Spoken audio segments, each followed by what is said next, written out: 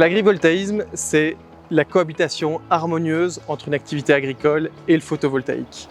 Ici, derrière moi, on a une exploitation d'élevage de moutons, élevage ovin, pour lequel l'installation a été dimensionnée spécifiquement. Donc on a mis les tables à 1 mètre au point bas pour être sûr que les brebis puissent passer librement sous les panneaux sans être dérangées.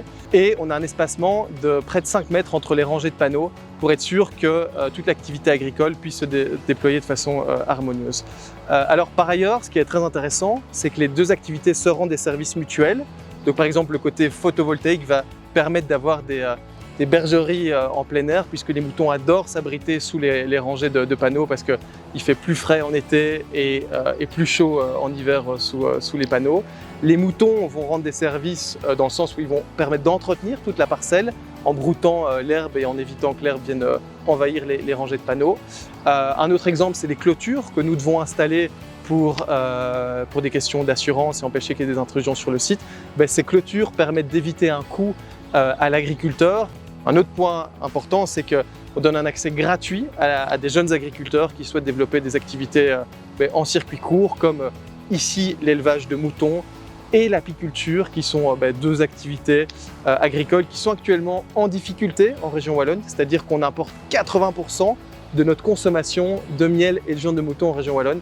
Et donc ici, c'est vraiment l'occasion de recréer des circuits courts pour permettre à des jeunes agriculteurs de s'installer avec un accès gratuit à la terre et de simplement recréer des productions locales nourricières agricoles.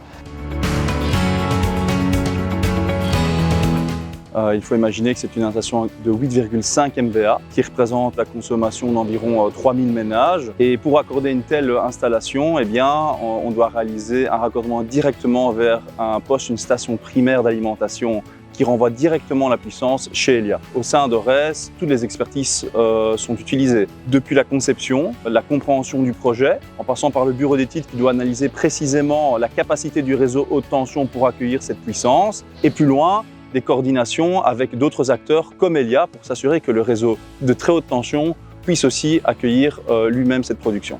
Donc ensuite, évidemment, il y a aussi les équipes de terrain qui doivent suivre la réalisation du chantier après l'avoir étudié. Dans ce cas-ci, c'est la surveillance notamment des entrepreneurs qui vont poser les câbles pour nous sur 2,5 km, mais aussi après les équipes opérationnelles qui vont assurer la maintenance de ce câble. Alors le rôle d'Ores, c'est de faciliter le raccordement de ce type de projet sur le réseau de distribution afin de permettre le plus possible d'énergie renouvelable qui puisse produire sur notre réseau, évidemment pour réduire les émissions de gaz à effet de serre.